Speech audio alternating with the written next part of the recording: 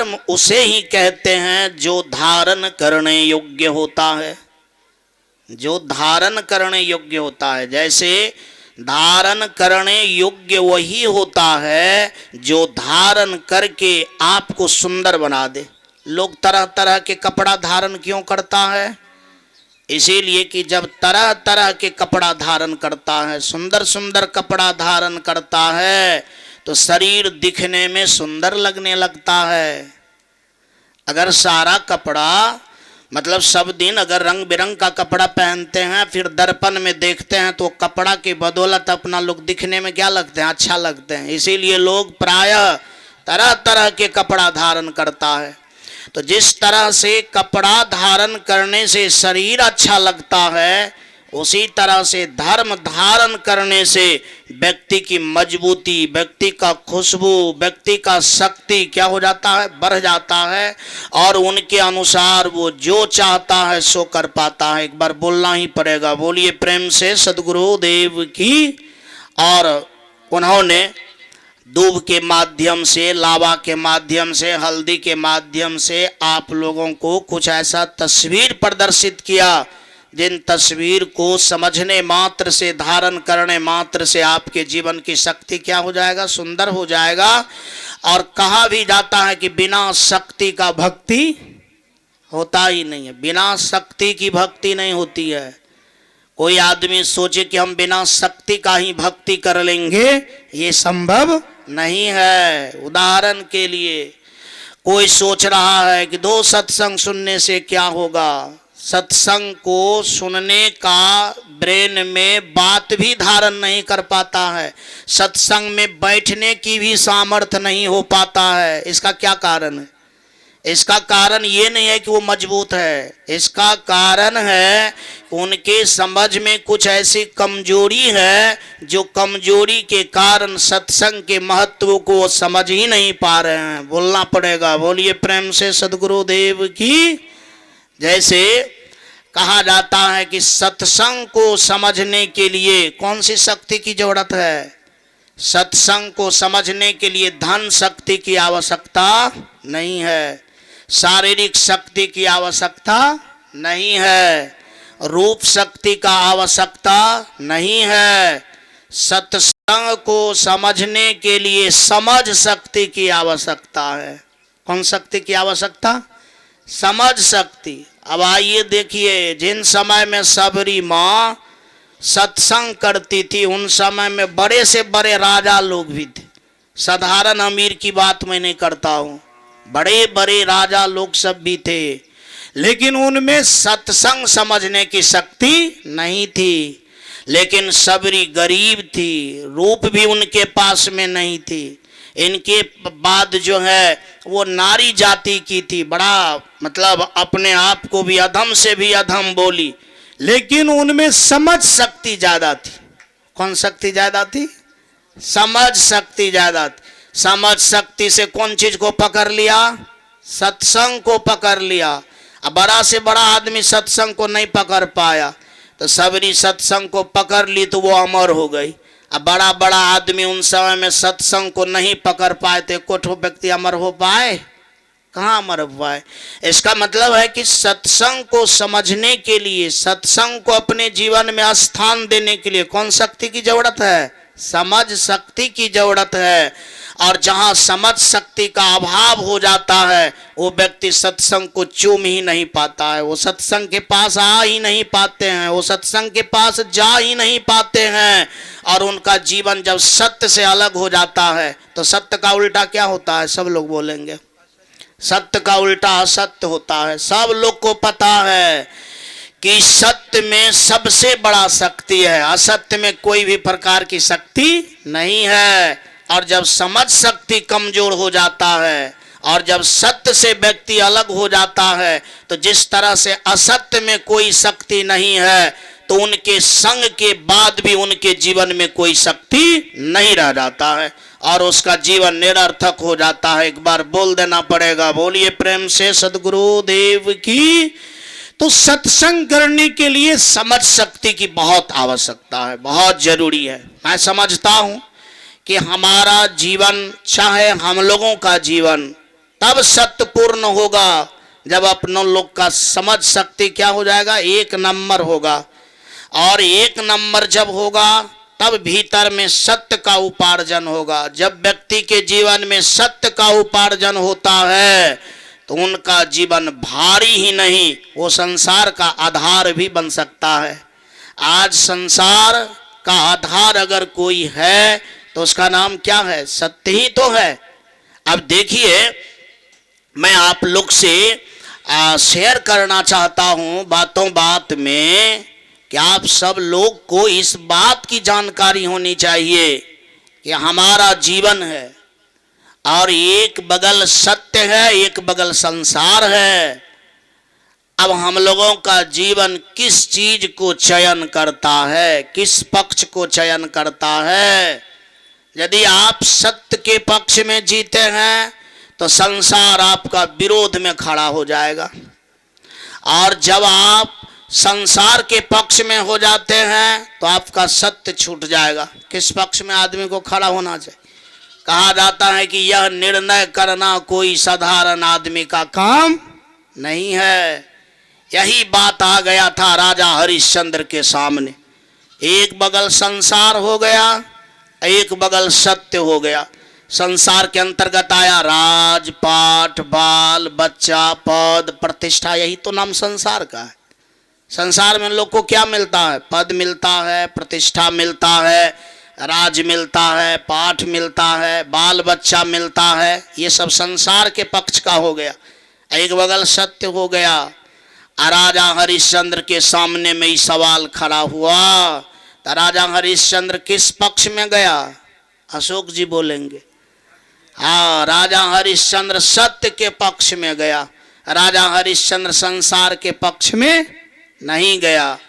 जब संसार के पक्ष में नहीं गया तो एक एक संसार उसका छूटने लगा। सबसे पहले तो उनका राजपाट छूट गया, सबसे पहले उसका राजपाट छूट गया। दूसरे नंबर में उसकी पत्नी छूट गई। तीसरे नंबर में उसका बेटा मर गया। अब सब कुछ जब समाप्त हो गया तो बचा क्या? बेटो मर जाए, पत्नियों छूट जाए, राजोपाट छूट जाए, लेकिन फिर भी सत्य के पक्ष को उन्होंने छोड़ने के लिए तैयार नहीं हुआ। अंतत्वो गत्वा बात आई। क्या बात आई? बात यही आई कि सत्य के कृपा से सब कुछ पुनः फिर सामने आ गया। बाल बच्चा भी सामने आ गया, पत्नी भी सामने आ गई, धन दौलत भी सामने आ गया।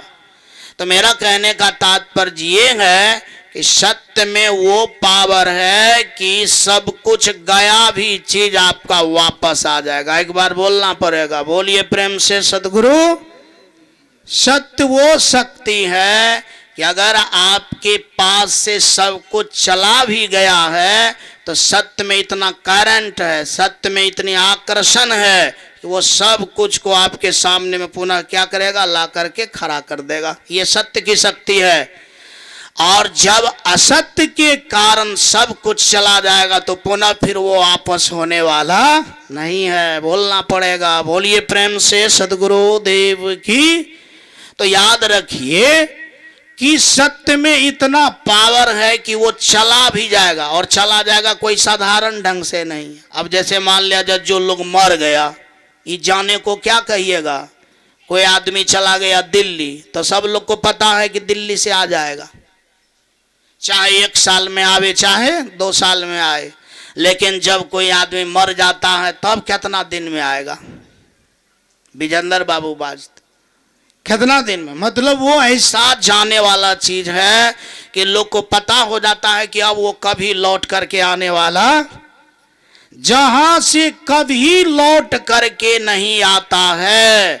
सत्य में वो शक्ति है कि वहां से भी लौट करके आ जाता है। इसका मतलब है कि सत्य वो शक्ति है कि असंभव को भी क्या करता है? संभव कर देता है।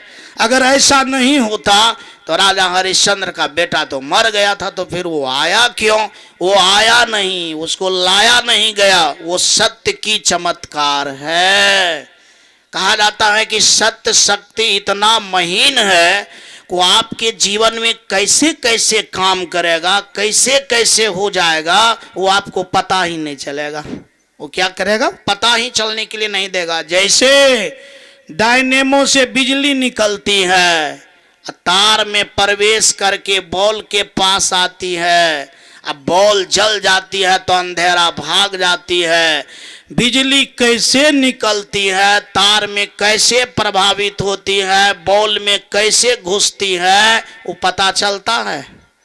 आंखों से पता चलता है? आंखों से पता नहीं चलता है, लेकिन हो जाता है।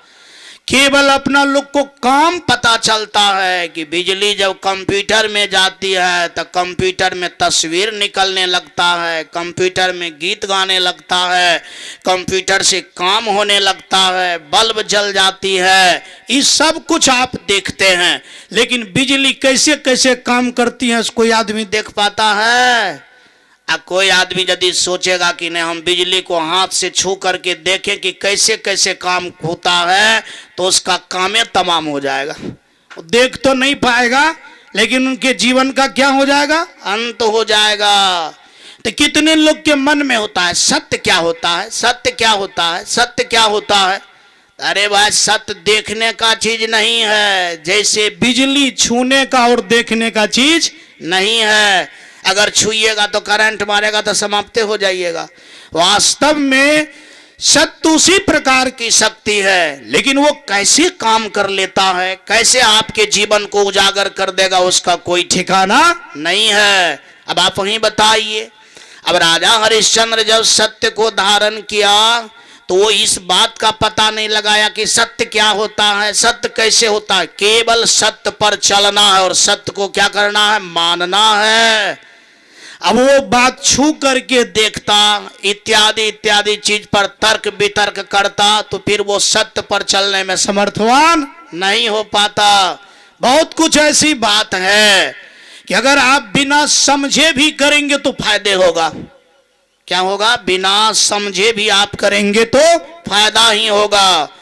अब सब कुछ को सोचिएगा कि हम पूरा पूरा समझ जाएंगे तब ये कर पाएंगे, तो वास्तव में सब कुछ समझने का सबके पास में शक्ति नहीं होता है। इसीलिए बड़े से बड़े संत महात्मा लोग मार्गदर्शन करते हैं कि भाई हम समझ लिया हूं, तुम अगर नहीं भी समझे हो तो हमारे बात के अनुसार क्या करना चाहिए, काम करो।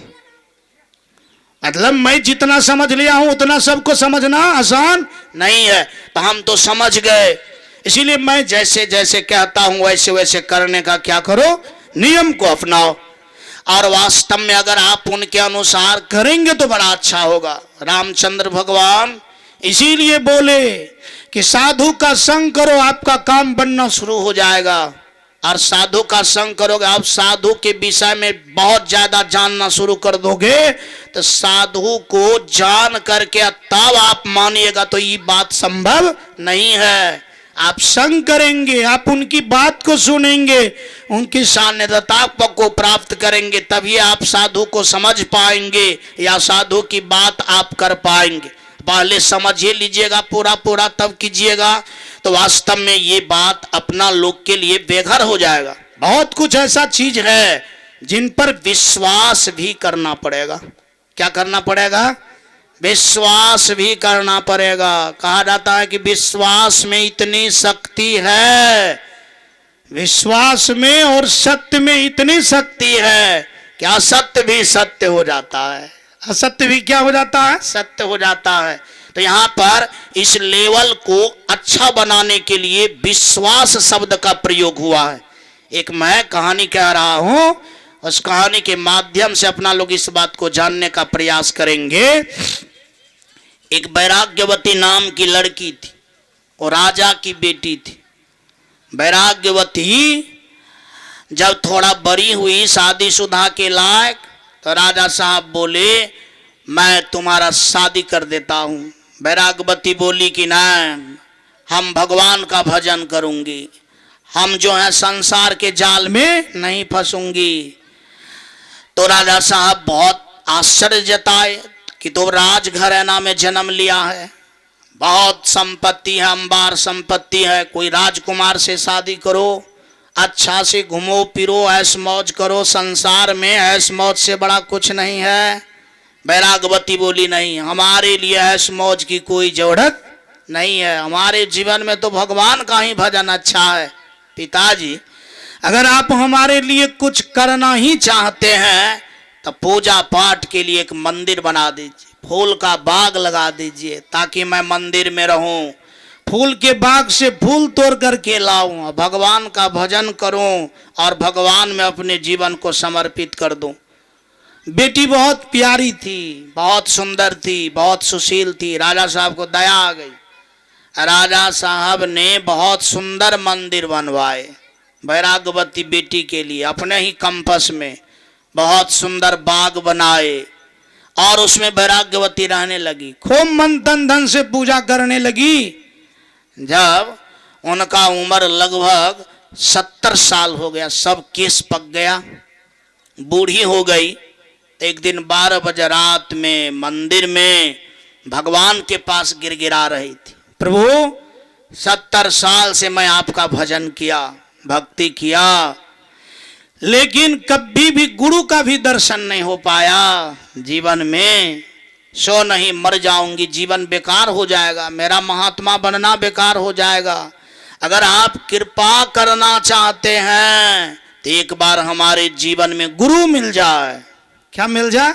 हाँ, गुरु मिल जाए तो मेरा जीवन बड़ा अच्छा होता, प्रभु मिल जाए।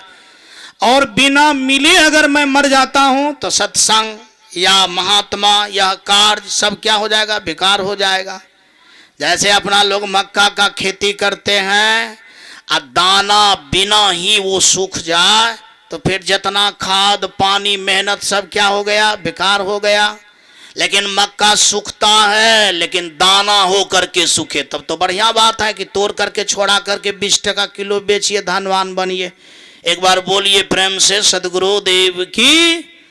और जब 12 बजे रात में काफी विश्वास के साथ प्रभु श्री के चरणों में रोने लगी तो उनके पास में एक महात्मा आ गए। और महात्मा आए कैसे? जिन समय में वैराग्यवती भगवान के पास में गिड़गिड़ा रही थी कि प्रभु श्री हमारे जीवन में गुरु का दर्शन हो जाए, साधु का दर्शन हो जाए, ताकि मेरा जीवन सफल हो जाए, तो उसी समय एक चोर मंदिर के पीछा में मतलब सीन कोड़ करके उनके घर में जाकर के डकैती करना चाह रहा था। चोर ने जब जाना कि बैरागवती जो है गिड़गिड़ा रही है कि अब मुझे साधु का दर्शन हो, गुरु का दर्शन हो, तो चोर बुद्धि लगाया कि मैं ही बाबाजी बन जाता हूं और इनके पास चला जाऊंगा, इनका गुरु महाराज में बन जाऊंगा, इनको शिष्या बना लूंगी और इनका जितना माल पत्तर है सब ठग लूंगी। बोलिए प्रेम से सदगुरु देव की। इसी न करने की क्या जरूरत? जब आसानी तरीका से हो जाए तो फिर चोर बनने की कोई जरूरत नहीं है। अब चोर सोचा कि बाबाजी कैसे बना जाए। एक बात जानिए, बाबाजी बनना 1 मिनट का काम है, अब बाबाजी होने के लिए तो जीवन भर भी कम है। बोलिए प्रेम से सदगुरु देव की। वास्तव में चोर खैनी खाता था, निकाला चुनौती और उनमें चूना भरा पड़ा था, पूरा नाक से लेकर के यहाँ तक चंदन कर लिया। चूना का जब चंदन किया तो और छटक रहा था चंदन से भी ज्यादा, क्योंकि चंदन से भी ज्यादा लाइट चूना में होता है। चंदन थोड़ा लाल होता है और चूना थोड़ा सफेद होता है, चकाचक। इनके बाद उनके पास में एक मुरट्ठा बांधने वाला था, गमछी, और इनके बाद एक गमछी था कि वो जो तिजोरी से माल पत्तर लगा उनको बांध करके जाने वाला। तो एक गमछी को पहन लिया, एक गमछी ओढ़ लिया। तब सोचा कि बिना माला का तो कोई महात्मा हो नहीं सकता है। तो बगल में सोंठी का ढेरी था, मोटका मोटका माला एक तो बना करके फटाक से पहन लिया। बोलिए प्रेम से सदगुरु देव की। और बैराग्यवती के मंदिर के गेट के पास ठकठकाने लगा। बैराग्यवती सोची 12-1 बजे रात में कौन आ गया। वास्तव में जब खोला देखा धुरंधर बाबा जी है, चरणों में गिर जाती है और कहने लगती है कि बाबा प्रभु की कृपा से आपका दर्शन हो गया, प्रभु की कृपा से आपका दर्शन हो गया। सो नहीं तो प्रभु की अगर कृपा नहीं होती तो आपका दर्शन नहीं हो पाता। आइए आइए पधारिए। बाबा महाराज तो डुप्लीकेट बाबा महाराज था, फूल करके कुप्पा हो गया। आया, खूब बढ़िया से बैसा और सोची बैरागवती की बाबा महाराज भगवान की कृपा से आए हैं, इसीलिए इनका चरण धो लेना चाहिए। जब चरण धोने के लिए जाती है तो बाबा महाराज पैतरा देना शुरू करता है कि तू सबसे पहले माला ली है, तू पहले गुरु बनाई है जीवन में। बैरागवती बोली है कि बाबा आप सर्वप्रथम मिले हैं, इसीलिए मैं आज तक नहीं बनाई हूं। तो वो बोले बाबा महाराज कि जिसके जीवन में गुरु नहीं होता है मैं उनसे पैर अपना नहीं छुआता हूं। सो नहीं तो सबसे पहले तुम हमारी शिष्या स्वीकार करो, इनके बाद हम तुमको जो है अपना पैर छूने के लिए देंगे। बैरागवती बोली हाँ बाबा स्वीकार कर लिए। कहा स्वीकार वैसे नहीं होता है, मंत्र पढ़ना पड़ता है। 12 तन मन धन सब पद पर खावनहार, युगानंत जो पछी मुए गुरु बिन नहीं निस्तार। बंदन ये गुरु परक को बार बार कर जोर, दया करन संसहरण संत रूप प्रभु तोर। बंदो सन्मुख पार की शीस भेंट धरी हाथ, बचन उच्चारो बंदगी सत्य प्रेम के साथ। कहा शिष्य वैसे नहीं बनता है, तन मन धन तीनों देना पड़ता है पूरा पूरा। यदि तुम दे दी तब तो 1 नंबर शिष्य बनी, अगर तुम नहीं दी तब 1 नंबर शिष्य नहीं बने। बोलो तुम्हारे पास में कितना माल पत्थर है, तो शिष्य बनेगी तो तन मन धन सब न देना पड़ेगा। बैरागवती बोल दी कि हमारे पास में 3 ठो तिजोरी है, एक तिजोरी में हीरा मोती जवाहरात, एक तिजोरी में सोना चांदी, एक तिजोरी में साधारण जेवर जात सब है, भरा पड़ा है। कहा शिष्या बनने के लिए चाहती हैं तो तीनों तिजोरी को अपने से खोल करके तुम अपना एक ठो कपड़ा में बांध करके सब ठो हमारे पास दे दो। बैरागवती को गुरु बनाना था, अचल विश्वास था, तिजोरी का सब संपत्ति बांध करके दे दिया। अब तो उनको था जरूरी ये धने का, धन तो दे दिया। कहा अब तन भी दो मन भी दो, तन मन भी दे दिया, शिष्या बना लिया। कहा जब तन मन धन सब दे दिया तो चलो हमारे साथ। अब जो है संपत्ति उन्हीं के कपार पर दे दिया, बैरागवती को साथ में ले लिया, चल दिया जंगल की ओर। और जब घोर जंगल में गया तो चोर सोचा अब क्या होगा, अब तो ये भी मेरे ही साथ में है, धन संपत्ति मेरे, हमको तो धने संपत्ति से काम है। तो गुरु ने बोला, वो तो था चोर। चोर ने कहा सुनो तुम तो हमारी शिष्य हो, मैं जो जो कहूंगा सो सो करना पड़ेगा। कहा जी हजूर हम करने के लिए तैयार हूं। एक ठो रस्सी लिया, अब बैरागवती को एक ठो पेड़ में खूब बढ़िया से गत्तर गत्तर बांध दिया कि ये खोल नहीं पाए, भाग नहीं पाए। और गुरुजी ने कहा ये संपत्ति मैं ले लेता हूं, जाता हूं, अब हम 2 दिन के बाद आएंगे, तब तक तुम यहीं बंधे रहो। बैरागवती स्वीकार कर ली, इसीलिए कि उनके अंदर में विश्वास थी। उनके अंदर में क्या थी? विश्वास। कुछ ऐसा शब्द है जिन पर विश्वास करने की जरूरत है। बिना विश्वास का संसार में सब कुछ संभव नहीं है। अपना लोग का जो परिवार चलता है, दुनिया चलता है, तो विश्वास के साथ न चलता है। कहाँ बोल रहे हैं आप लोग? ये जो दुनियादारी कुछ न कुछ चलता है, कौन चीज के बदौलत चलता है? विश्वास। और जहां विश्वास का थोड़ा बहुत कमी हो जाता है, वास्तव में वहीं पर बहुत बड़का फिदरत होना क्या हो जाता है? शुरू हो जाता है। याद रहे कि 2 दिन तक नहीं आया, यहाँ राज परिवार में घोर हाहाकार हो गया कि हमारी बेटी कहाँ चली गई, हमारी बेटी कहाँ चली गई। उनको खोजने के लिए बहुत दल फौज तैयार हो गया। जंगल तक पहुंचा, दल फौज देखा कि बैरागवती पैर से बंधी हुई है। बैरागवती से बोले दल फौज वाले लोग कि बैरागवती चलो, तुम्हारा जो पिताजी है वो तो तुम्हारे शोक में मर जाएगा, वो बेकल है, किसी ने तुमको बांध दिया है। तो बैरागवती बोली कि खबरदार मत खोलिए, हमारे गुरुजी बांधे हैं। और गुरुजी बोले हम आएंगे तब खोलेंगे, हम वैसे आप लोग से हम टच नहीं करवाएंगे, नहीं तो हमारे गुरु जी की मर्यादा क्या हो जाएगा, हाँ समाप्त हो जाएगा। सोने तो हम वो सब बात नहीं, अलगे रहिए। मुझे गुरुजी बांधे हैं और ये बंधन मुझे बड़ा प्यारा है और मुझे विश्वास है कि गुरुजी बोले हैं मैं आ जाऊंगा, तो हमारे गुरुजी क्या करेंगे, आ जाएंगे। सब सेना लोग सब चले गए राजा जी के पास, कहा राजा साहब हम लोग को सटने के लिए नहीं दिया, आप जाइएगा तब काम चलेगा। राजा साहब स्वयं आए, राजा साहब जब स्वयं आए और कहने लगे कि बेटी किसने तुमको बांध दिया, कि तुम किनके चक्कर में पड़ गया। बेटी बोलते है कि बाबा मैं कोई साधारण के चक्कर में नहीं हूं, मैं गुरुदेव का चक्कर में हूं और गुरुदेव ने मुझे बांध दिया है और बोले हैं कि 2 दिन के बाद मैं आऊंगा। कहा 2 दिन तो हो गए, आया क्यों नहीं। वैराग्यवती बोली हो सकता है कोई झंझट लग गया होगा गुरुदेव को, आ जाएंगे, ऐसी कोई बात है। 2 दिन के बदला 3 दिन में आएंगे, 4 दिन के बाद आएंगे, 5 दिन के बाद आएंगे, जब गुरु जी ही है तो जब मन होगा तब आएंगे, इसमें किसी भी प्रकार की संदेह करने की जरूरत। पिताजी 1 लाख बार समझाए कि बेटी गुरुजी का बांधना काम नहीं है, गुरुजी का काम खोलना है, तुमको तो बांध दिया है, इसका मतलब है कि गुरु का चक्कर नहीं है, ये चोर का चक्कर है। वैराग्यवती बोली मैं ये सब उल्टा सीधा कुछ नहीं जानती, मैं इतना ही जानती हूँ कि बांधने वाले भी गुरु होते हैं तो खोलने वाले भी गुरु होते हैं। विश्वास भी होना चाहिए, तो दोनों तरफ विश्वास होना चाहिए, नीचा भी विश्वास होना चाहिए और ऊपर में भी विश्वास होना चाहिए, दुख में भी विश्वास होना चाहिए तो सुख में भी विश्वास होना चाहिए।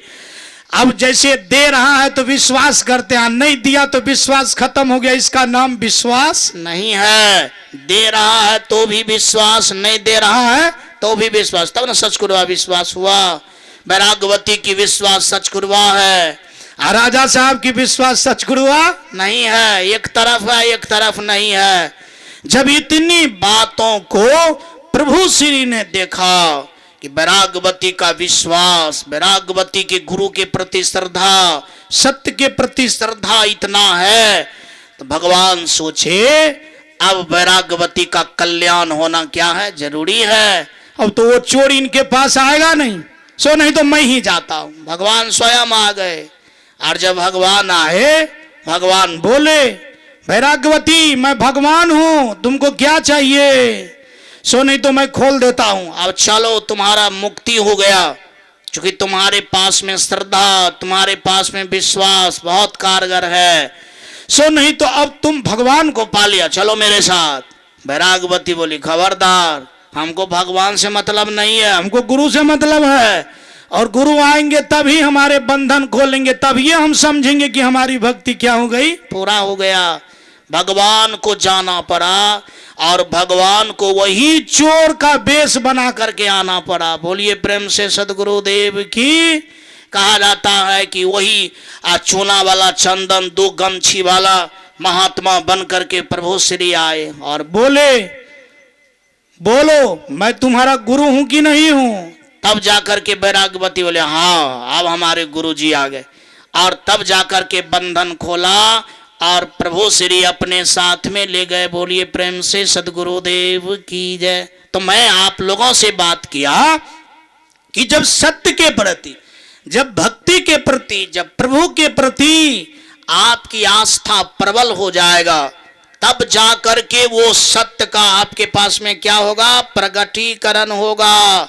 कोई आदमी कहता है कि सत्य को कैसे देखा जाए, सत्य को कैसे देखा जाए, तो सत्य वही आदमी देख सकता है जो श्रद्धा के मार्ग पर चल करके आगे बढ़ सकता है। बोलना पड़ेगा। बोलिए प्रेम से सदगुरुदेव की।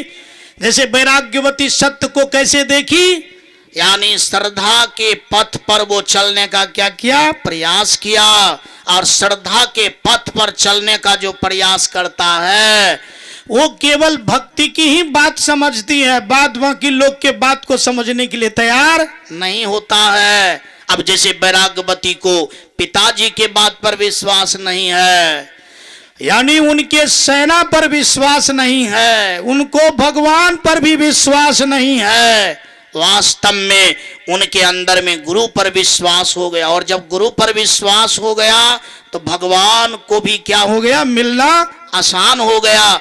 और भगवान का मिलना, सत्य का मिलना क्या है, एक ही बात है। और इसके बाद उनके जीवन में सत्य का प्रगटीकरण हुआ। तो मेरा कहने का तात्पर्य ये है कि कोई सत्संग करना चाहता है, भजन करना चाहता है, और वो सोचता है कि ऊपरे ऊपरे तुरंत बोल भूक करके ही हो जाए, मतलब इतना सस्ता सत्संग नहीं है। सत्संग करने का कुछ न कुछ टारगेट है, सत्संग करने का कुछ न कुछ नियम है, सत्संग करने का कुछ न कुछ व्यवहारिक जीवन है, जिस जीवन में श्रद्धा होनी चाहिए, और श्रद्धा के साथ अपना लोग का जीवन प्रशस्त होना चाहिए, यानी आगे बढ़ना चाहिए। और श्रद्धा के साथ जब जीवन आगे बढ़ता है तो एक बात जाने, जीवन में दो चीज आने की संभावना रहेगा, या तो सुख आने का संभावना रहेगा या तो दुख आने का संभावना रहेगा। और जिनके जीवन में न सुख आता है न दुख आता है, तो समझिए उनके जीवन में कभी भी श्रद्धा का और विश्वास का परीक्षा ही नहीं होगा। बोलना पड़ेगा, बोलिए प्रेम से सद्गुरुदेव की। और एक बात जाने, जिनके जीवन में कभी परीक्षा ही नहीं आवे, जो परीक्षा में कभी बैठेगा ही नहीं, तो वो व्यक्ति एक क्लास से दूसरा क्लास जा सकता है। कहाँ बोल रहा है? मान लिया जो आदमी के जीवन में कभी परीक्षा ही नहीं आया, अब परीक्षा ही नहीं दिया, वो आदमी सोचे कि हम एक क्लास से दूसरा क्लास में चले जाएंगे, तो ये संभव नहीं है। और जब परीक्षा देगा तब तो रिजल्ट आएगा कि फेल हुआ कि पास हुआ, और पास हो जाएगा तो एक क्लास से दूसरा क्लास में चला जाएगा। ठीक उसी प्रकार से जब आप सत्संग करेंगे तो आपके जीवन में या तो दुख आएगा या तो सुख आएगा। और दुख सुख अगर आ गया तो समझिए आपके जीवन के लिए वो वरदान है। जीवन के लिए क्या है बाजू से लोग? वरदान है। पढ़ा लिखा लोग के जीवन में अगर परीक्षा नहीं आया तो समझता है कि मेरा पढ़ा लिखा ये सब कुछ क्या हो गया, बेकार हो गया, तो वैकेंसी नहीं निकाल रहा है सरकार। जब बार बार वैकेंसी निकालता है, परीक्षा देता है, जब फेल भी कर जाता है, तो कम से कम ये समझ में होता है ना कि अच्छा चलो परीक्षा दिए फेल कर गए, नहीं पास कर पाए, तो कम से कम सांत्वना आती है कि चलो हम परीक्षा के लायक नहीं हो पाए, पास कर गया तो भी अच्छा, नहीं पास किया तो भी अच्छा। लेकिन कभी परीक्षा से भेंटे नहीं हुआ तब तो दुख ही दुख उनके जीवन में है कि भाई परीक्षा नहीं आया, मेरा पढ़ना लिखना क्या हो गया, बेकार हो गया। मेरा कहने का तात्पर्य है कि राजा हरिश्चंद्र जब सत्य के मार्ग पर चलने का प्रयास किया तो बहुत बार उसका परीक्षा हुआ, और परीक्षा हुआ तो उसका जीवन आगे बढ़ा के पीछा गया, आगे बढ़ा। और वैराग्यवती जब 60-70 साल पूजा पाठ किया तो उसका परीक्षा हुआ, अब परीक्षा में वो आगे बढ़ी कि पीछा हुआ। मैं अब एक बात पूछना चाहता हूं, अगर ऐसा परीक्षा अपना लोग का होना शुरू हो जाए तब अपना लोग का जीवन आगे बढ़ेगा कि पीछा खिसक जाएगा, ये सवाल है। वास्तव में अपना लोग के जीवन में अगर ऐसा परीक्षा आ जाए तो बहुत आदमी फेल कर जाएगा। क्या कर जाएगा? सोचेगा कि इतना मुसीबत को कौन झेले। अब जैसे मान लिया जाए ये परीक्षा तो कोई साधारण परीक्षा नहीं है, बहुत बड़ी परीक्षा है, तो बहुत परीक्षा को देख करके थरथराने लगता है, और थरथराने जब लगता है, डर जब जाता है, तो वो परीक्षा में क्या हो जाता है, फेल कर जाता है। तब उसका जीवन आगे नहीं बढ़ करके क्या होता है, पीछा ही हो जाता है। तो सबलता बरती, श्रद्धा पूर्वक जीवन को मतलब प्रशस्त कीजिए, और हर संभव दुख हो या सुख हो क्या करना चाहिए, पास करना चाहिए। क्या करना चाहिए, पास करना चाहिए। याद रहे संसार में दो प्रकार का रुकावट होता है, दुख भी रुकावट है तो सुख भी क्या है, बोलिए सब आदमी, रुकावट है। दुख से ज्यादा रुकावट सुख ही है। इसीलिए हमारे संत शिरोमणि कबीर साहब ने कहा, दुख में सुमिरन सब करे, सुख में करे न को, असुख में सुमिरन जो करे, दुख काहे को हो। कहा जब दुख आता है तो लोग तो भगवान का भजनों करता है, इसका मतलब है कि दुख भगवान के भजन का बाधा। कहां बोल रहा है? दुख भगवान के भजन का बाधा नहीं है। क्योंकि दुख आता है तो सब लोग को भगवान का याद आने लगता है कि भगवान का भजन करेंगे ना तो दुख भागेगा। इसका मतलब है कि भगवान के भजन करने का मतलब दुख जो है बाधक नहीं है।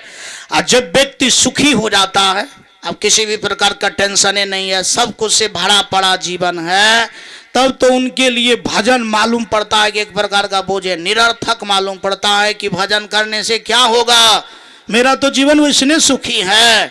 तो दोनों में से कौन ज्यादा बाधक हुआ, दुख बाधक हुआ कि सुख बाधक हुआ? बोलिए सब लोग। सुख ज्यादा बाधक हो गया। इसीलिए शास्त्रों में बात आई है कि संसार के दुख भी कनिये दिन रहने वाला है और सुखो है कनिये दिन रहने, दोनों में दोनों भयारिये है। तो एकाध साल कोई बेसी जिएगा कोई कम जिएगा, लेकिन मरेगा दोनों। मतलब दुख का भयारी सुख है, सुख का भयारी दुख है, दोनों मरने वाला है, दोनों कम में दिन रहने वाला है।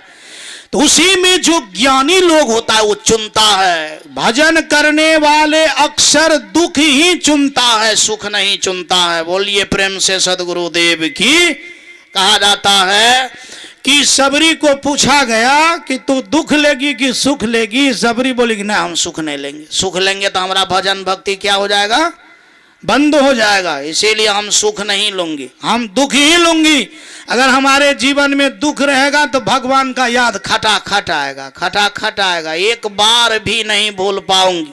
अगर सुख आ गया तो हम पूरे सुख में लीन हो जाऊंगी और भगवान के भजन को क्या करूंगी, भूल जाऊंगी। एक बार की बात है, भगवान कृष्ण ने यानी कुंती से प्रश्न किया, कुंती मांगो तुम क्या मांगती हो, हम तुमको देने के लिए तैयार हूं।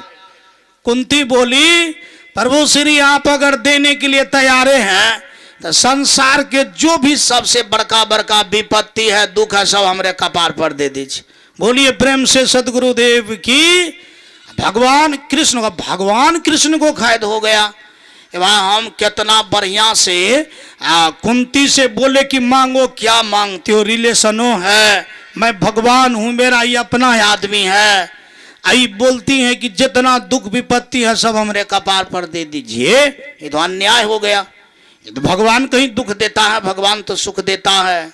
भगवान कष्ट को सामना करते हुए बोले, कुंती यदि तुम मांगी ही तो दुख काहे मांगी, सुख मांगना चाहिए तुमको। कहा नहीं, सुख मांगते तो हम आपकी याद भूल जाते, दुख मांग लिए हैं और उसमें भी कर दुख मांग लिए हैं, इसलिए मैं आपका याद 24 घंटा क्या करूंगी, नहीं बोलूंगी। तो मैं वैसा चीज मांगी जिनके साथ साथ आप भी रहिएगा तो अच्छा होगा।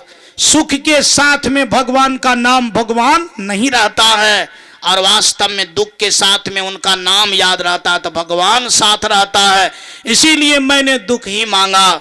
भगवान को भी आश्चर्य लगा कि वास्तव में जिनका मैं प्यारा होता हूं उनको दुखों पसंदे होता है। बोलिए प्रेम से सदगुरुदेव की। अगर अपना लोग के पास में दुख आया तो ऐसा समझना चाहिए कि भगवान अपना लोग पर कृपा किए हैं। क्या किए हैं? बोलिए सब लोग। भगवान अपना लोग पर क्या किए हैं? कृपा किए हैं। क्यों कृपा किए हैं? कि उनको दुख पता चलेगा तो मेरा याद करेगा, और मेरा जब याद करेगा तो मैं उनके पास में जा करके उनको क्या करेंगे, बेड़ा पार कर देंगे। बोलिए प्रेम से सदगुरुदेव की। और आज तक संसार में जिनको जिनको दुख मिला है और दुख के साथ साथ जब भगवान का याद किया है, गुरु का स्मरण किया है, तब ये भगवान की प्राप्ति भी हुआ है। उदाहरण के लिए मैं सुना रहा हूं आपको, द्रौपदी को जानते होंगे आप लोग, जानते हैं द्रौपदी को? द्रौपदी को बहुत बड़ा घमंड था कि हमारे पास में किसी भी प्रकार का कमी नहीं है, धर्मराज भी मेरा अपना खास आदमी है। अब हस्बैंड से ज्यादा निकटतम आदमी क्या हो सकता है? गदा चलाने वाले, 10,000 हाथी का बल रखने वाला। अब 10,000 हाथी का बल हुआ तब वो गदा चलावे, उस गदा से ये सब मकान तो फुटबॉल की तरह उड़ जाएगा, नहीं उड़ जाएगा। अगर 10-20 हाथी भीड़ जाए एक मकान में तो शायद मकान का भी पिलर क्या हो जाएगा, हिलना शुरू हो जाएगा। जिसके पास में 10,000 हाथी का बल है और उसका यदि गदा चलेगा तो बड़का बड़का बिल्डिंग भी झरने में कोई विलंब नहीं हो पाएगा। उनके मन में था कि हमारा जो पति है 10,000 हाथी के बल रखने वाला है, उनमें भी गदाधारी है, उनके गदा के सामने में कोई भी आदमी टिक नहीं सकता। कितना बड़ा अभिमान होगा। जब अपना लोग के पास में साधारण शक्ति हो जाता है तो बहुत अहंकार होता है, और जिनके पास में इतनी इतनी बड़ी शक्ति है उनके पास में कितना अहंकार होगा। और खास करके अर्जुन बहुत बड़ा धनुर्धर था। उनके धनुष के सामने में, उनके बाण के सामने में एक भी व्यक्ति ठीक नहीं पाता था। बड़े से बड़े योद्धा सब जो है वो जो है थर थर आ जाते थे। अब ऐसे ऐसे बड़े बड़े लोग, कहा जाता है कि जब द्रौपदी को लाया गया और मंच पर जब मंचासीन किया गया, खड़ा किया गया, कौन चीज करने के लिए? बेइज्जती करने के लिए। और दुशासन के द्वारा उनका सारा कपड़ा को उतार दिया जाएगा, भीड़ सभा में उनको नंगा कर दिया जाएगा। बोलिए प्रेम से सतगुरुदेव की।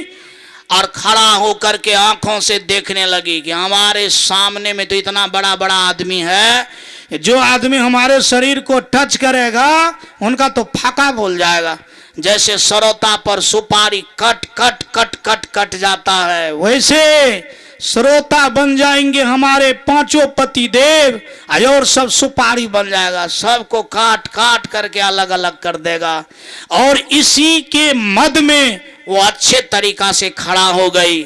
लेकिन जब दुशासन सामने आया तो न दुर्योधन कुछ बोला, न क्या कहते हैं, न युधिष्ठिर महाराज कुछ बोले, न ही अर्जुन कुछ बोले, न ही यानी भीम कुछ बोले, न नकुल बोले, न सहदेव बोले, न सभा के लोग बोले।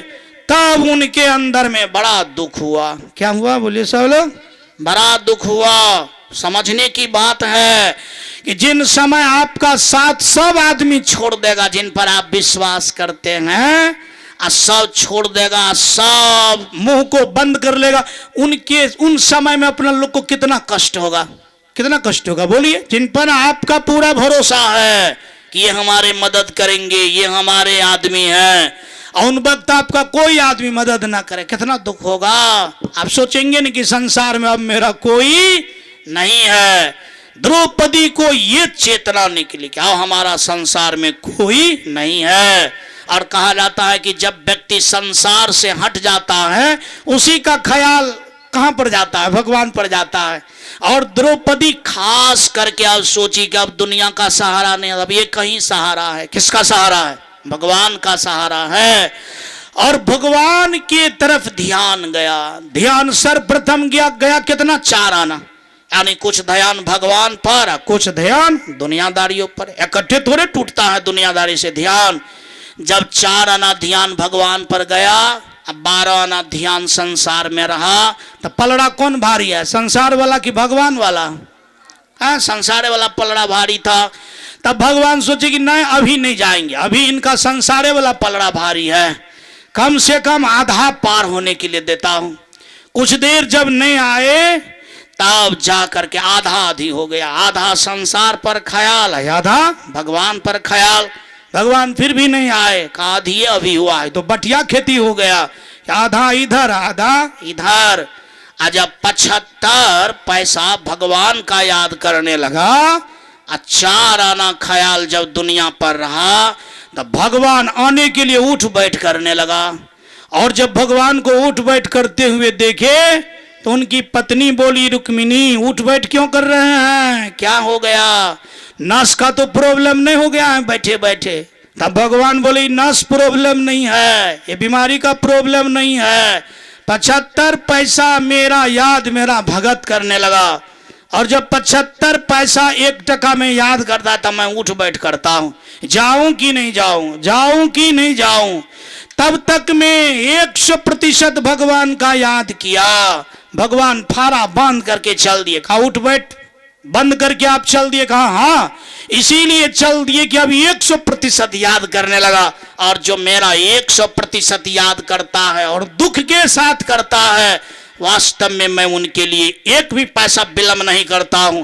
और जब भगवान का कृपा हुआ तो सारा कुछ उनका क्या हो गया? समाप्त हो गया। मैं सबसे निवेदन करता हूं कि अगर सत्य पर विश्वास ही करना है, प्रभु पर विश्वास ही करना है, और उनके विश्वास से आपको ये समझना है कि संसारिक कार्य अच्छा हो कि दैहिक कार्य अच्छा हो, हाँ, चाहे बुद्धि का कार्य अच्छा बने चाहे परलौकिक कार्य अच्छा बने, तो ये कृपा में सब कार्य अच्छा होता है, लेकिन सत्य के प्रति विश्वास होना चाहिए। कितना? 100%।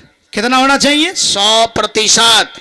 अपना लोग का विश्वास कितना कमजोर है कि मन होता है तो सत्संग में आते भी हैं, नहीं मन होता है तो सत्संग में आते तक भी नहीं है। मन हो जाता है तो कुछ देर सत्संग कर लेते हैं, नहीं मन होता है तो फिर सोचते हैं कि अच्छा चलो आज के बदला कल भी कर लेंगे। और एक एक आदमी जब मुझे फोन करता है तो कहता है बाबा क्या बताएं, 2-4-10 दिन तो खूब करते हैं, इनके बाद एक दिन जब गैप हो जाता है तो महीना महीना भर करने का मन नहीं करता है। तो उन्होंने पूछा कि क्या कारण है? मैंने कहा कि कारण कुछ नहीं है, आप जिस तरफ रहेंगे उसी तरफ का तो कार्य होगा।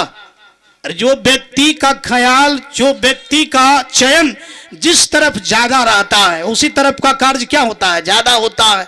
तो आप संसार के पक्ष में रहेंगे तो संसार का कार्य ज्यादा होगा, और सत्य के पक्ष में रहेंगे तो सत्य का कार्य ज्यादा होगा। और जिनका कार्य ज्यादा होता है तो उन अनुसार आपको फल ज्यादा मिलेगा। आपको पता होनी चाहिए कि जब सत्य का कार्य, भगवान का कार्य, ख्याल द्रौपदी के अंदर में 100% होने लगा तो 100% फल भी मिलने लगा। और जब 100% फल मिलने लगा तो दुशासन भी ठकरा गया। और दुशासन का भी बल, दुशासन के बल का तात्पर्य होता है सांसारिक बल का कोई महत्व नहीं रह गया और सत्य का बल प्रगाढ़ हो गया। भगवान भी मिल गया और संसार के सब काम भी हो गया। बोलना पड़ेगा, बोलिए प्रेम से सद्गुरुदेव की। अब मैं आप लोग से एक प्रश्न करता हूं, संसार का भी सब काम हो जाए, पद भी मिल जाए, प्रतिष्ठा भी मिल जाए, धन भी मिल जाए, सारा कुछ मिल जाए, मुक्ति भी मिल जाए, तो ऐसे चीज के लिए कितना समय देना चाहिए? बाजू सवाल, इनके लिए तो मैं समझता हूं कि 100 से भी ज्यादा समय देना चाहिए। इसके लिए गोस्वामी तुलसीदास जी महाराज बड़ा अच्छा ढंग से बोले हैं, मति की गति रति भूति भलाई, जब जेहि जतन जहां जेहि पाई, सो सब जानौ सत्संग प्रभाव, लोक न वेदना अनुपाऊ। कहा संसार में अगर कोई आदमी ज्यादा से ज्यादा धनी है तो वो भी किनके कृपा से है? सत्संग की कृपा से है। कभी न कभी वो अपने जीवन में सत्संग किया। कहा जिनका लक्ष्य सूत्र तुरंत काम कर जाता है, कोई काम करता है फटाक लक्ष्य सूत्र सेट हो जाता है, वो किनकी कृपा है? वो कभी न कभी अपने लाइफ में सत्संग किया होगा, या इस जन्म में चाहे उस जन्म में, उनका फल है। कहा जाता है कि आज कोई व्यक्ति जन्म से ही बड़ा सुंदर देखने में लगता है, घोड़ा एकदम मुंह कान बहुत बढ़िया, ये रूप भी किनके कृपा से मिलता है? सत्संग के कृपा से मिलता है। कोई आदमी जन्म से ही बड़ा खलीफा रहता है, कारगर रहता है, वो भी किनके कृपा से होता है? सत्संग के कृपा से होता है। मति की गति रति भूति भलाई, जब जही जतन जहां जही पाई, यानी संसार में जहां तक का चीज जिनको सुलभ से मिल गया, समझिए कि वो सब सत्संग का ही कृपा है। चाहे वो आप आज किए हैं, चाहे आप पहले किए होंगे। अब आप ही बताइए कि लौकिक सुख भी और परलौकिक सुख भी बिना मांगे जिन कार्य से मिलता है, यानी उन कार्य को कितनी श्रद्धा से, कितना लगन से करना चाहिए। मेरा अपना मंतव्य है कि उनके लिए 100 में 100% लगन होना चाहिए, 100 में 100% उनके लिए क्या होना चाहिए? समय होना चाहिए, और उनके लिए सोच होना चाहिए। तो अपना लोग का जीवन एक नंबर होगा, अच्छा होगा। जब सबका बना तो अपना लोग का भी बन जाएगा। जब द्रौपदी की काम हो गया तो विश्वास रखिए हम लोग का भी काम हो जाएगा। जब कुंती का भी काम बन गया तो अपना लोग का भी काम बन जाएगा। और वास्तव में संसार में सब भक्त का कार्य बना तो अपना लोग का भी कार्य क्या हो जाएगा? बन जाएगा। तो मैं आप लोग से निवेदन किया कि हम सब लोग जो सुने कि सत्य के अंश से भी इतना बेनिफिट है, अंश मन भाग, यानी 100 में 1 भाग से भी इतना फायदा है, तो 100 में 100 क्यों नहीं होना चाहिए? और संसार में एक चीज का मैं आप लोग को ख्याल करवा देता हूं कि सत्संग बहुत बड़ा कार्य है और कार्य सुलभ कितना है सो मैं सुना रहा हूं। धनी आप होने का प्रयास कीजिएगा तो हो पाइएगा कि नहीं हो पाइएगा इनमें संदेह है। नौकरी चाकरी पाना चाहिएगा तो नौकरी पाना मिलेगा कि नहीं मिलेगा इस बातों में भी क्या है, संदेह है। अगर संसार में आप बहुत बड़ा पद पाना चाहते हैं वो भी मिलेगा कि नहीं मिलेगा इस बातों में संदेह है, क्योंकि सब आदमी संसार में एक जैसा नहीं हो सकता है। लेकिन संसार में सही बन जाए, अच्छा बन जाए, इनके लिए कोटा खाली नहीं है। इनके लिए कितनों बनेगा तो फिर बाद बाकी मतलब भर नहीं जाएगा। ये बात नहीं है कि ये अच्छा हो गया तब वो अच्छा हो जाएगा तो कहां रहेगा, सो वाली बात नहीं है। यानी संसार के संसार लोग सब एक जैसा हो जाएगा, सही हो जाएगा, फिर भी ये कोटा सटने वाला नहीं है। और पद और चीज सटने वाला होता है, लेकिन ये पद सटने वाला है ही नहीं। ब्रह्मांड के सब लोग भी ये चीज को समझ जाएगा और करना प्रारंभ करेगा, फिर भी ये कोटा सटने वाला नहीं है। भगवान ने मनुष्य पर कितना कृपा किया कि जो आपका चीज नहीं है वो सबको नहीं मिल पाएगा, लेकिन जो आपका खास चीज है उस पर सबका अधिकार क्या है, बराबर है। सब कर सकता है, सब समझ सकता है, सब श्रद्धावान हो सकता है और सब व्यक्ति प्रभु परमात्मा को पाने का अधिकारी है। यानी इनमें न कोई बड़ा है न कोई आदमी छोटा है। तो मैं सबसे निवेदन करता हूं, सबके अंदर में अटूट श्रद्धा होनी चाहिए। क्या होनी चाहिए? अटूट श्रद्धा होनी चाहिए, अटूट सत्संग के प्रति समय होना चाहिए। और वास्तव में जीवन ही सत्य के लिए बना है। मैं आप लोग को याद दिलाता हूं कि अपना लोग के शरीर में जितना भी चीज है सब अद्वितीय है। क्या है? जैसे आंख है, कान है, मुंह है, जीवा है, त्वचा है, हाथ है, पैर है, सब अद्वितीय है। अद्वितीय समझ रहे हैं ना? उनका जोड़ा नहीं है, उनका जोड़ा नहीं है। जैसे आपके पास आंख है, आंख को कई दुकान में या किसी फैक्ट्री में पाना चाहिएगा, बनवाना चाहिएगा तो मिलेगा। एक बार अगर ये समाप्त हो गया तो फिर दोबारा मिलने वाला।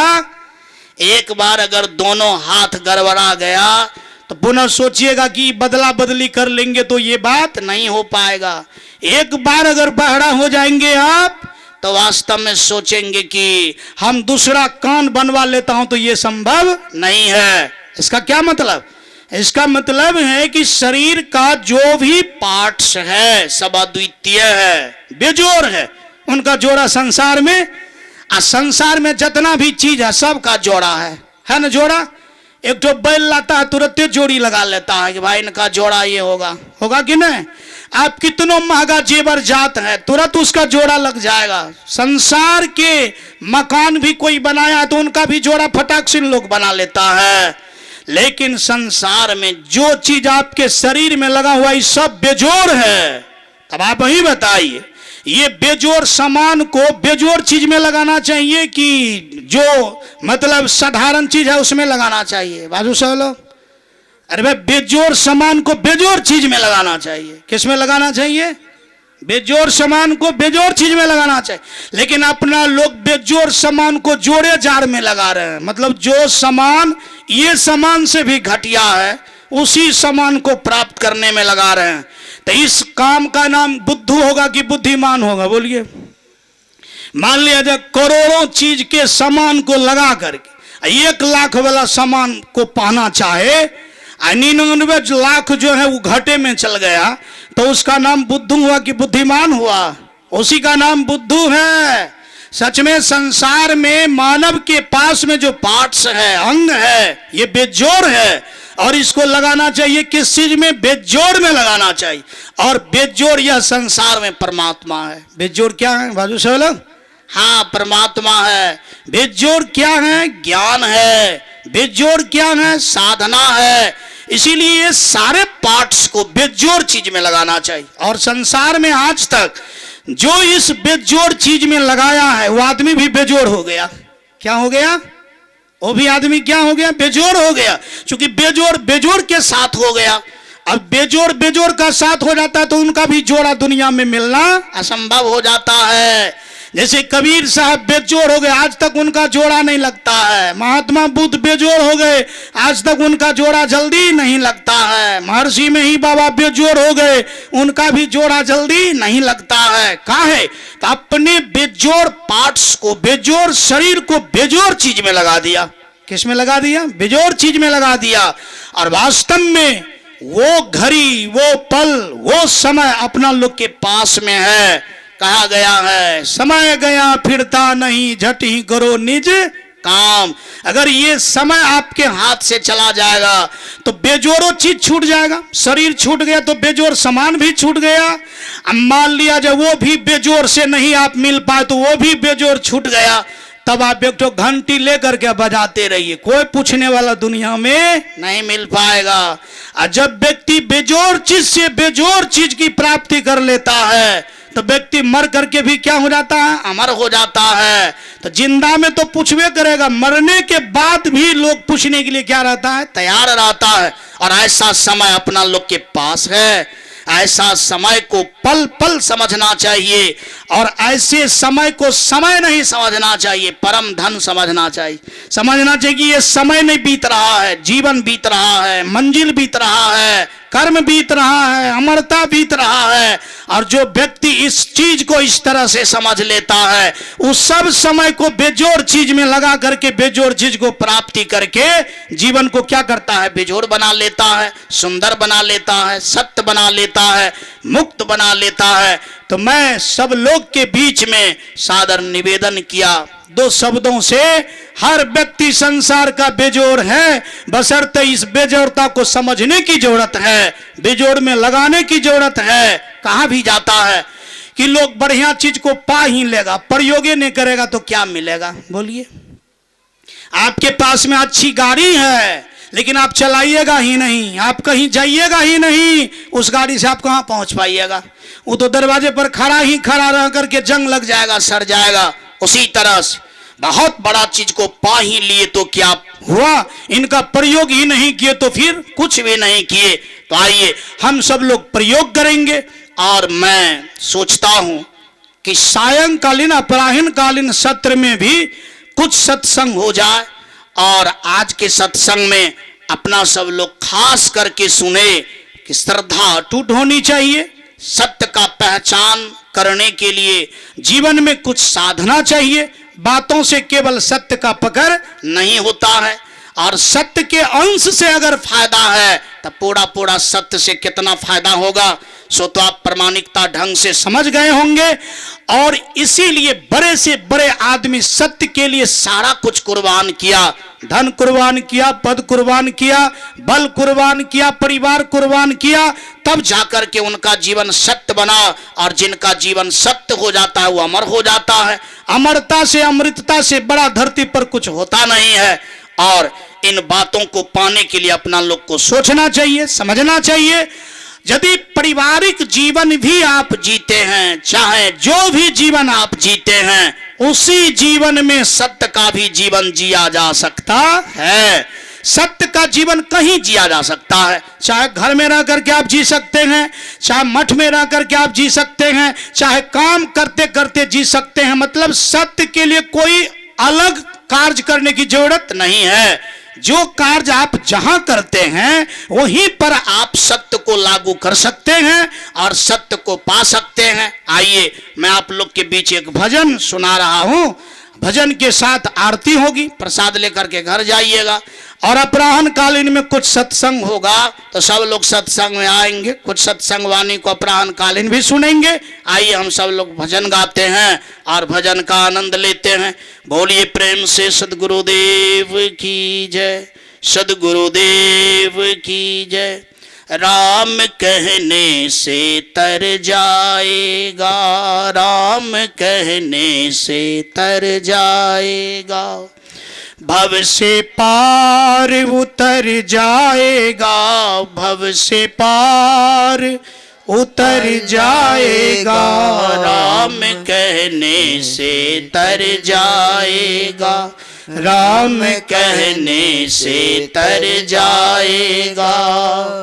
बड़ी मुश्किल से नर्तन मिला, बड़ी मुश्किल से नर्तन मिला, बाद में फिर किधर जाएगा, पार भव से उतर जाएगा।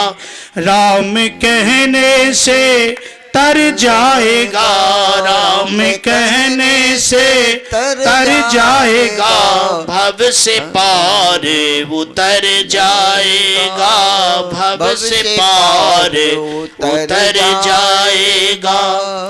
उसके आगे तू झोली फैला, उसके आगे तू झोली फैला, दाता झोली तो भर जाएगा, भव से पार उतर जाएगा। राम कहने से तर जाएगा, राम कहने से तर जाएगा, भव से पार उतर जाएगा, भव से पार उतर जाएगा। सब कहेंगे कहानी तेरी, सब कहेंगे कहानी तेरी, जब इधर से उधर जाएगा, जब इधर से गुजर जाएगा। पार भव से उतर जाएगा, पार भव से उतर जाएगा, राम कहने से तर जाएगा, राम कहने से तर जाएगा, राम कहने से तर जाएगा। बोलिए प्रेम से सद्गुरुदेव की जय, सद्गुरुदेव की जय, सद्गुरुदेव की जय। आरती की जय, आत्म पूजा सतपुरुष की और न दो जा, परम प्रकाश दीप उजियारा,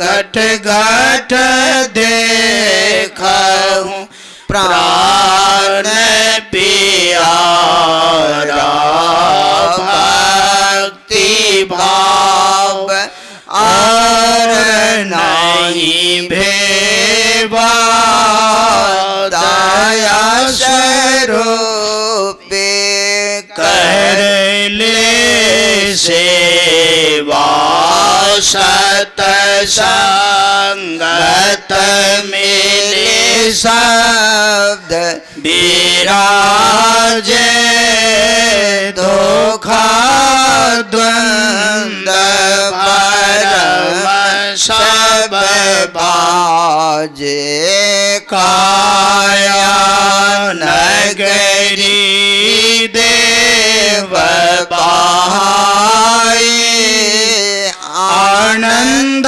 रूप सकल सुखदाई, सोन ध्यान सबके मन माना, तुम बैठो आत्म स्थाना, शब्द सुरत हृदय हाट बसाओ, कपट क्रोध को दूर बहाओ, कहीं कबीर निज रहनी संभारी, सदा आनंद रहे नर नारी। आरती की जय, आत्म पूजा सतपुरुष की और न दो जाओ। बारो तन मन धन सब पद पर खावन हार। युग अनंत जो पची मुए गुरु बिन नहीं निस्तार। बंधन ये गुरु परख को बार बार कर जो। दया करन संशय हरण संत रूप प्रभु तो। बंदा सन्मुख पार की शीस भेंट धरि हाथ। वचन उचारो बंदगी सत्य प्रेम के साथ। बोलिए प्रेम से सद्गुरुदेव की जय, सद्गुरुदेव की जय, सद्गुरुदेव की जय। सबके श्री चरणों में त्रैवार साहिब बंदगी साहिब बंदगी साहिब।